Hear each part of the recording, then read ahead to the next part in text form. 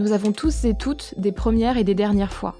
Et pour beaucoup, le cheminement entre les deux est une véritable aventure. J'ai décidé de rencontrer des inconnus, ou presque inconnus, de partager avec elles et eux ces confidences intimes et de mesurer l'évolution de leurs désirs entre la première et la dernière fois. David est un homme cis, hétérosexuel, de 40 ans. Il a une épouse et 2 enfants. Bonjour David. Bonjour. Alors je vais commencer par la question rituelle, on se vouvoie ou on se tutoie ? On peut se tutoyer. D'accord. Est-ce que tu te rappelles de ta première fois ? Oui, ça remonte à une vingtaine d'années, en 99, avec celle qui est devenue ma femme par la suite. On s'est rencontrés en école d'ingénieur et on était amis au départ. Et la relation a évolué en fait au fur et à mesure, donc on s'est rapprochés. Et donc la première fois, alors on a dormi ensemble avant. On était, on va dire, explorateurs un petit peu, mais sans aller beaucoup plus loin. Et la première fois a eu lieu quelques jours après, dans sa chambre d'étudiante à l'époque.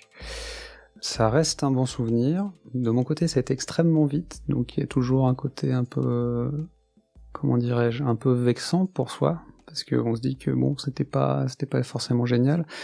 En ayant discuté avec elle plus tard, ça reste un bon souvenir pour elle. Elle a pas forcément le souvenir que ça a été très très rapide, etc.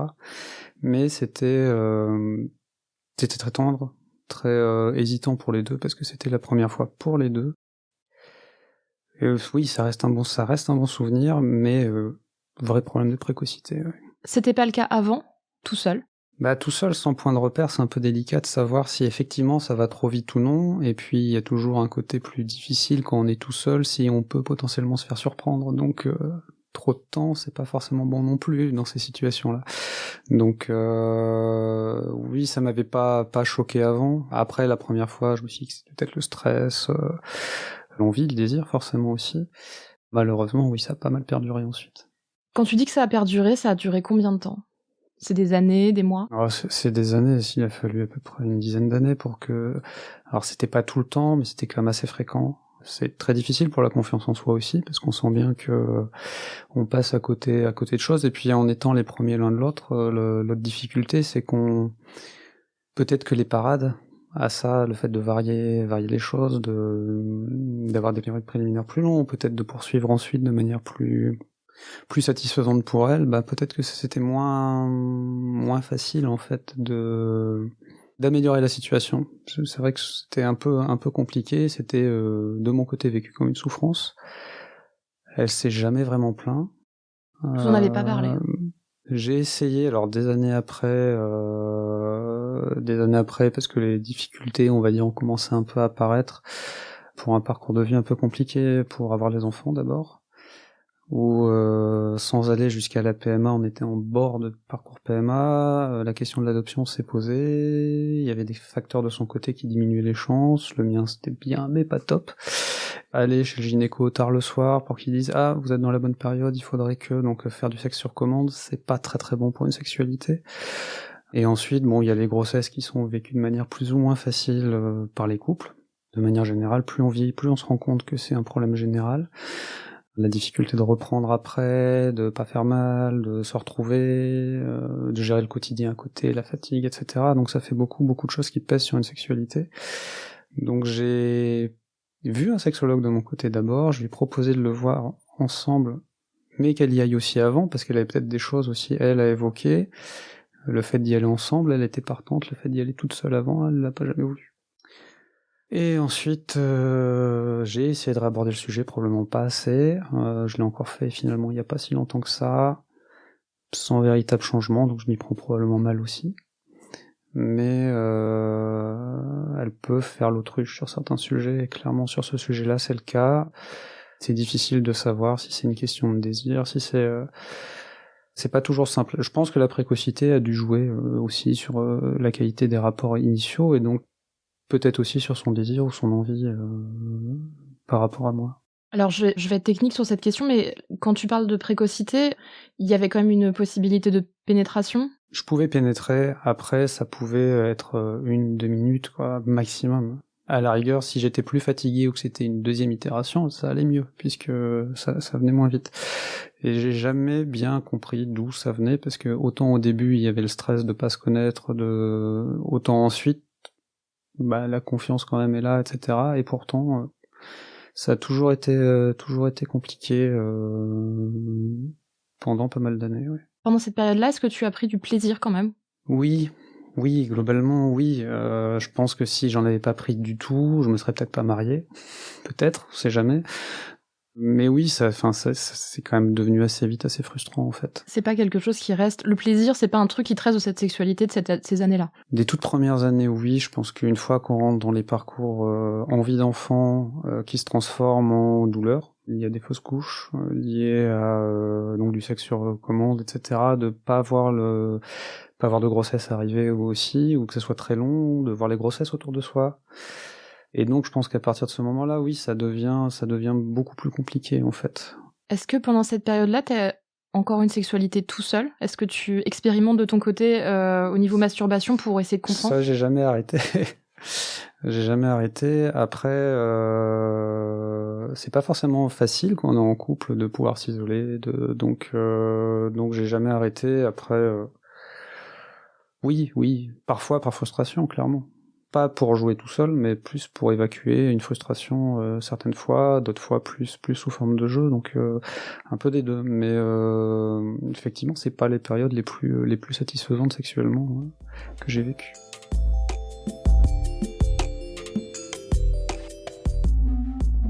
On va faire une petite pause dans le récit de ta vie.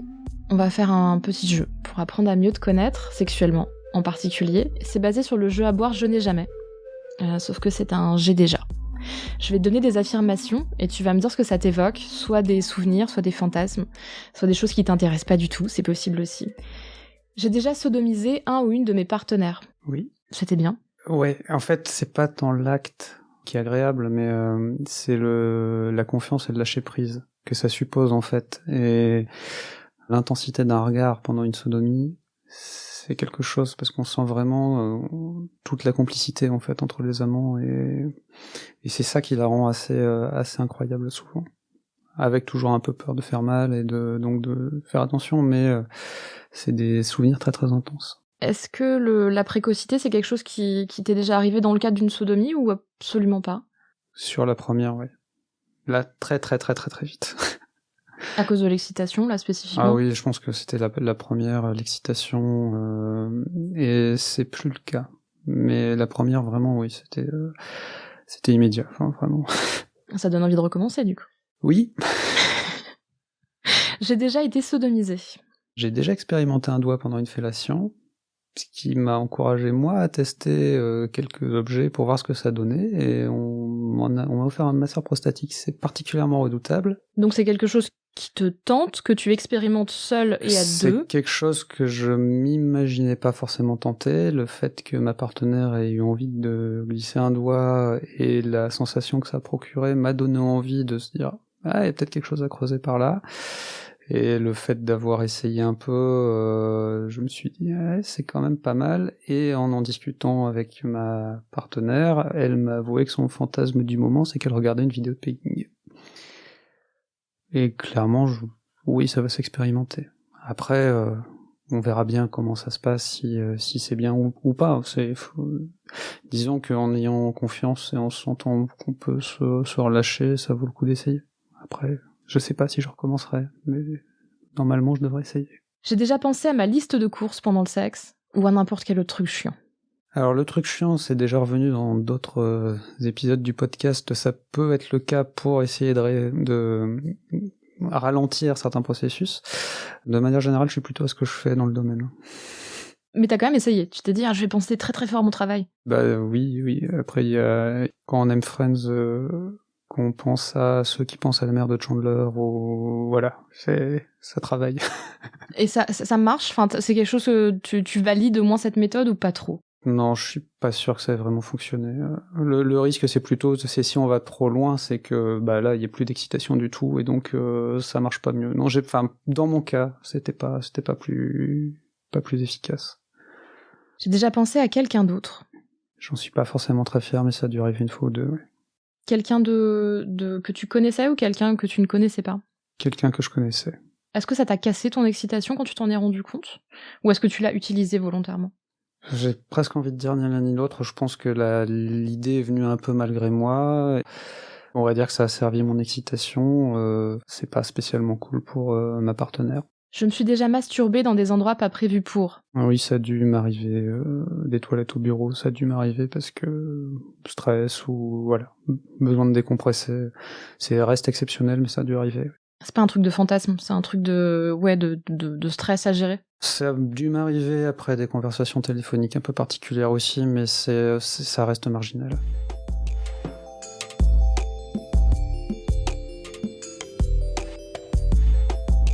On va reprendre le fil de ta vie.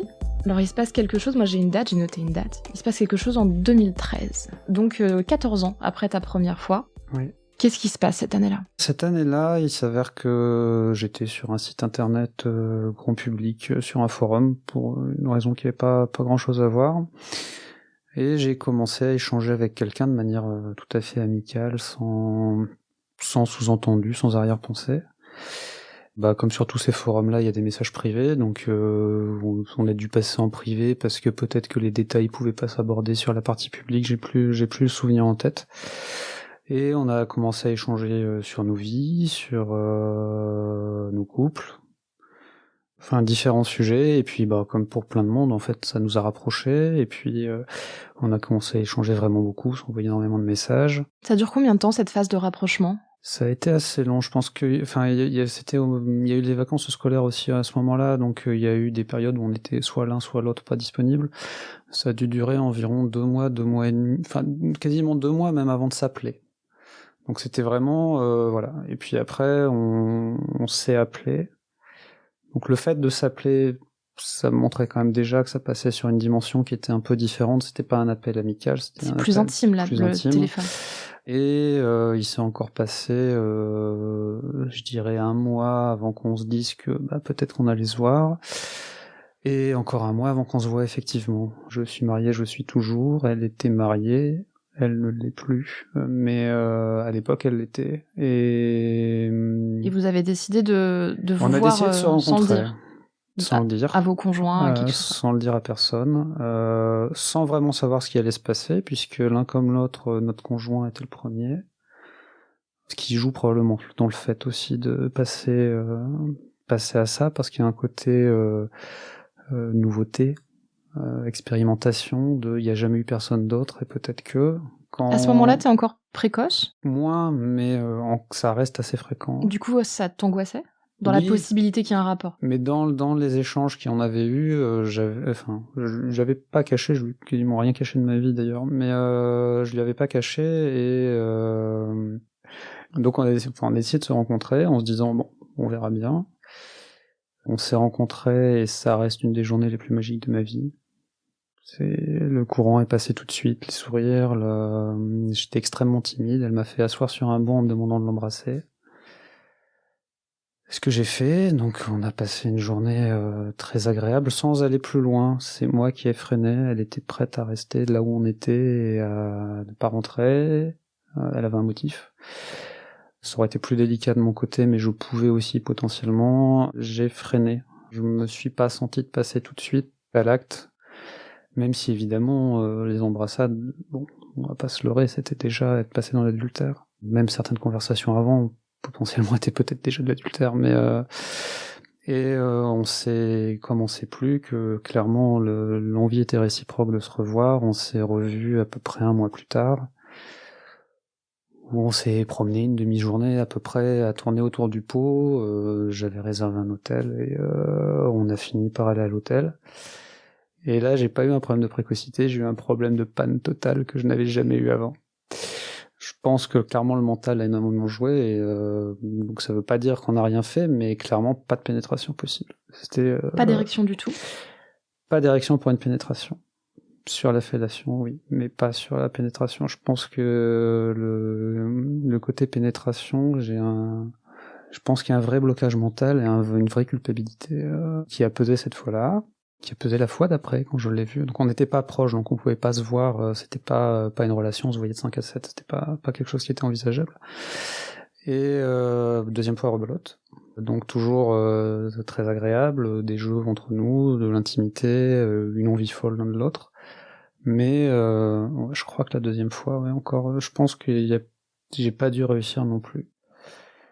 Et la troisième fois, je suis allé la voir, il était tard, donc c'était pas forcément en théorie des bonnes conditions. Elle avait sorti le porte-jartel.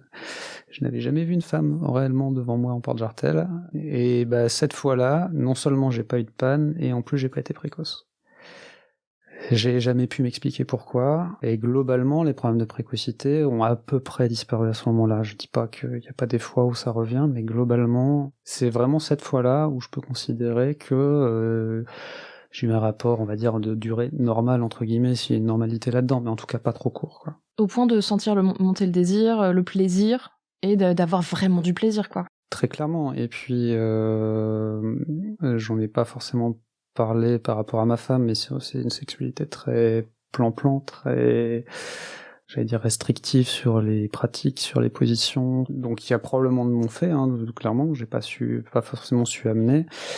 Ma maîtresse, elle avait beau n'avoir eu qu'un homme dans sa vie, elle avait expérimenté énormément de choses avec lui, et donc, pas dire qu'elle m'a initié, mais sur certaines choses un peu, oui.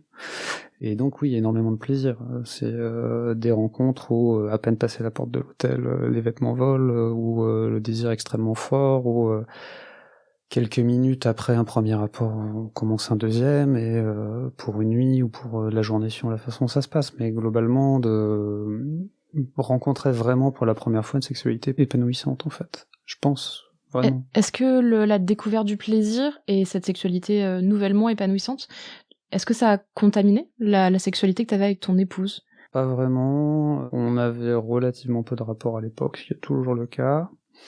Il y a eu un effet, mais qui n'est pas génial rétrospectivement, et c'est que ma femme a appris, et qu'il y a une réaction de son côté sur le côté il va chercher ça ailleurs, donc il faut que j'essaye de... Sauf qu'en fait, il y a des choses que clairement elle a pas envie de faire, et je prends pas de plaisir si elle en prend pas. Enfin, pour moi, la sexualité, c'est vraiment du plaisir partagé.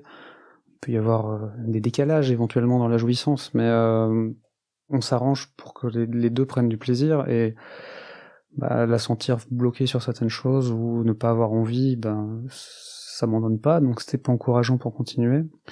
Et puis le côté un peu la pression qu'elle devait ressentir sans que j'ai l'impression de la mettre, mais où clairement elle s'est sentie menacée, fait que en termes de fréquence ça fait un bond phénoménal, mais qui en fait a duré un mois pour retomber à ce qui était avant. Donc il n'y a pas vraiment eu de redescente positive, un peu plus de variété peut-être sur certaines positions, ce genre de choses, mais pas forcément beaucoup plus. Et après, ce qui est particulier, qui est assez injuste pour elle, mais le fait d'avoir expérimenté ailleurs, d'avoir pris beaucoup de plaisir ailleurs, ça a renforcé encore plus le fait que ma sexualité dans mon couple n'était pas épanouissante du tout, en fait.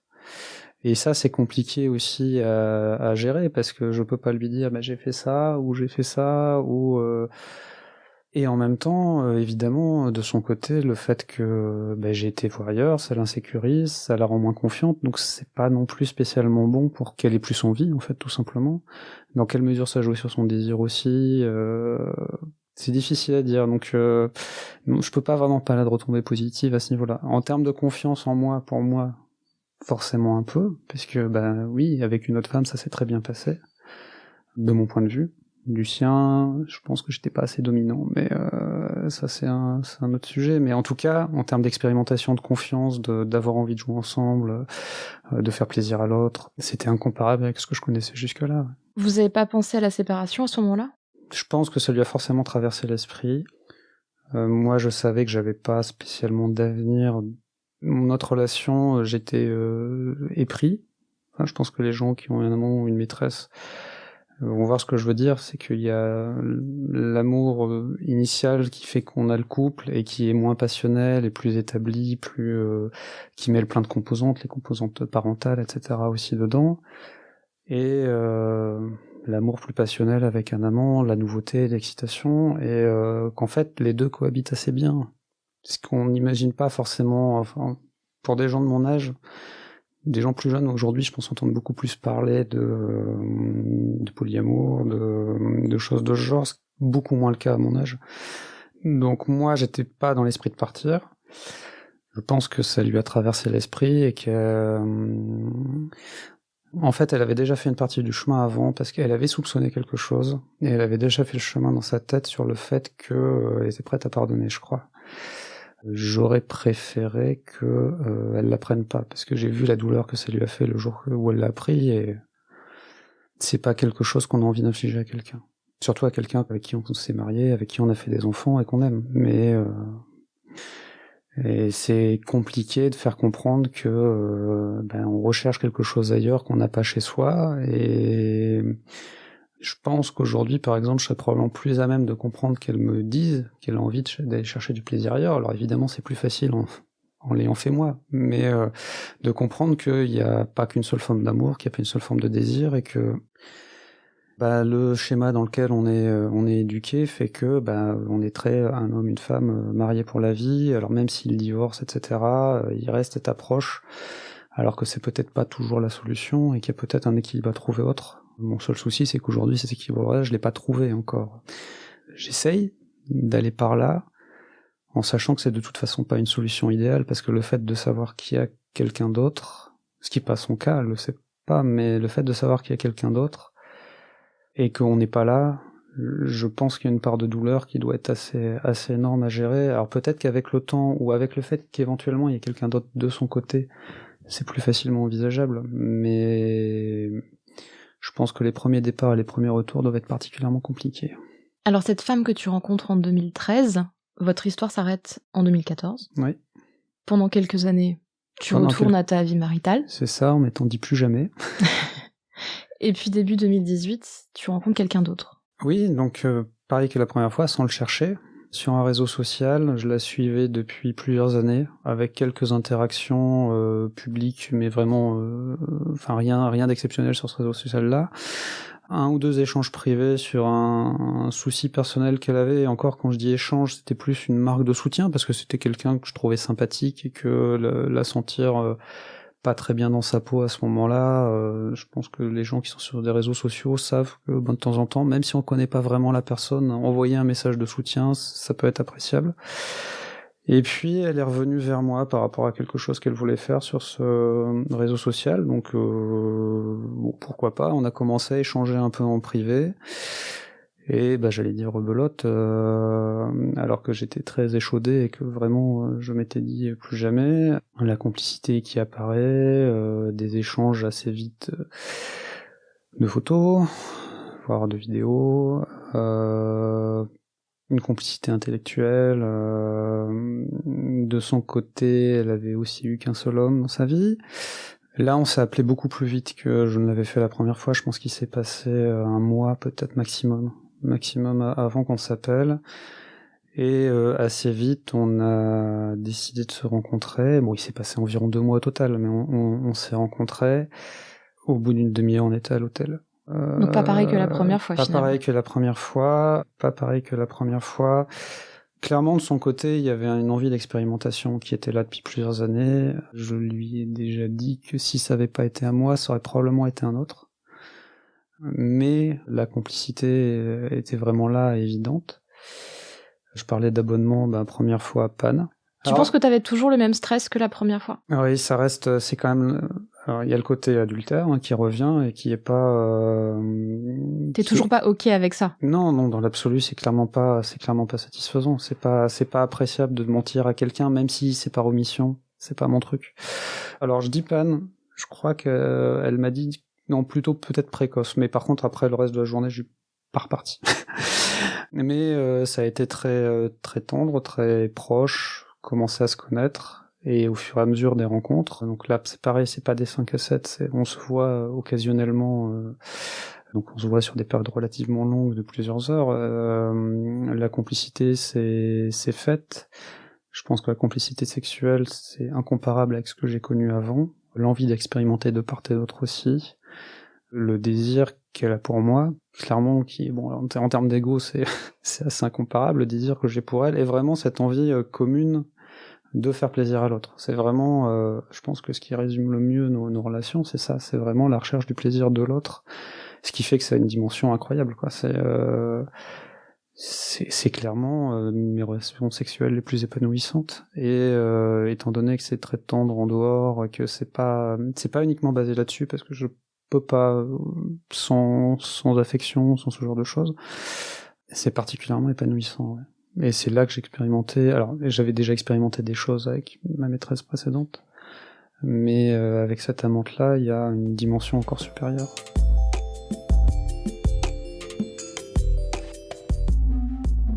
Écoute, je propose qu'on s'arrête ici pour en apprendre un peu plus sur les expériences que t'as fait dans la vie, et probablement un petit peu avec cette maîtresse-là. Avec la suite de notre petit jeu, toujours je n'ai jamais, toujours les affirmations. Je me suis déjà filmée en train de faire l'amour. Oui. C'est assez excitant, ça restait très très occasionnel, et étant donné les circonstances très fugitifs, on garde pas les éléments étant donné les situations, donc... Tu veux dire que t'as pas un disque dur crypté quelque part? Non, clairement pas. Clairement pas, mais oui, ça m'est arrivé, c'est très plaisant. J'ai un rapport à l'image, les miroirs, donc oui, la vidéo ça marche bien aussi. J'ai déjà envoyé une photo de mes attributs sexuels à quelqu'un avec son consentement. Oui, aussi. Et ça aussi, satisfaisant, excitant. C'est pas ce que je préfère faire. Des photos un peu dénudées ou plus... oui, ça peut être sympa. Jouer un peu avec les filtres, etc. pour essayer d'avoir un rendu sympa. C'est clairement pas les photos que je fais le plus. Si elle le sollicite, oui. Mais c'est pas... En tout cas, ça sera pas une mise en scène autour. C'est éventuellement les attributs sont là, mais pas de manière très explicite. C'est dans le cadre d'un jeu éventuellement, mais c'est pas... Mais oui, la réponse est oui, mais pas fréquemment. J'ai déjà fait l'amour dans des endroits pas prévus pour. Oui. Alors, j'ai fait l'amour sur le sofa d'un hall d'entrée d'école de danse orientale. C'est très très spécifique. Voilà. Et j'imagine qu'il n'y avait pas de témoins. Non, l'école était fermée à ce moment-là. Et sur le divan d'examen d'un cabinet médical aussi. Le cabinet était ouvert par contre là, j'imagine. Le cabinet était ouvert, c'était entre les phases de consultation. C'était des moments que tu as appréciés, le côté extérieur comme ça? Alors, extérieur, c'est relatif parce que c'était privé, enfin c'était fermé, oui. Oui, clairement. Après, ça faisait partie du cadre des rencontres avec l'une ou avec l'autre. Et une occasion de se voir et de faire l'amour ensemble, ça fait qu'à peu près tout ce qui se passait dans la journée était de toute façon satisfaisant et plaisant. Donc ça se refuse pas. Non, ça se refuse pas. Puis un divan d'examen, c'est pratique, ça se règle en hauteur, tout ça, il y a des choses à faire. J'ai déjà eu des soucis avec du matériel. Pour avoir écouté les autres épisodes du podcast, un préservatif qui craque, ça m'est arrivé il y a longtemps. Ensuite, non, globalement, ça reste quand même limité. Si, des éponges absorbantes qui restent bloquées et qu'il faut aider à les chercher parce que vraiment c'est difficile. Je vais prendre juste une petite minute pour expliquer ce que c'est que les éponges en fait. C'est une éponge, donc il en existe des naturelles, des artificielles, qui s'insèrent dans le vagin pour faciliter le rapport sexuel pendant les règles, donc en fait permettre un rapport sexuel sans qu'il y ait d'écoulement de sang ou de problématiques de fil de tampon, ce genre de choses. Et ça s'est démocratisé par les travailleuses du sexe et travailleurs du sexe et par les actrices porno.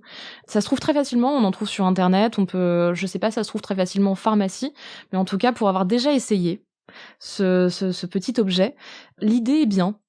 Mais effectivement, en général, le final est un peu galère, c'est-à-dire que il faut aller chercher cette éponge qui donc n'est tenue par rien, n'a rien de facile pour la ressortir, et énorme galère. Et là, dans le cas présent, elle y arrivait pas seule, donc grosse preuve de confiance pour aider à aller la récupérer. Ouais. Et il faut aller la chercher, et là on n'est pas dans un cadre sexuel pour le coup, on est dans un truc de sauvetage, quoi. Oui, c'est ça.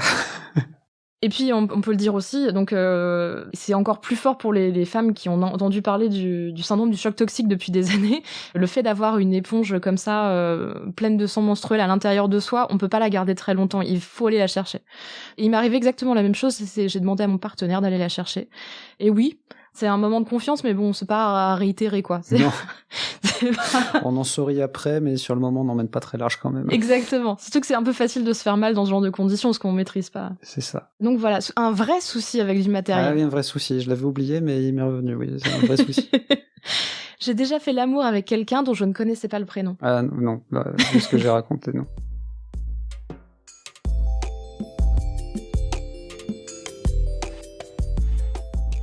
On va reprendre le fil de ta vie et parler de ta dernière fois.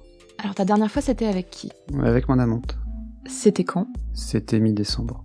Je suis allé la voir, c'était pas prévu, et on s'est pas vu très longtemps.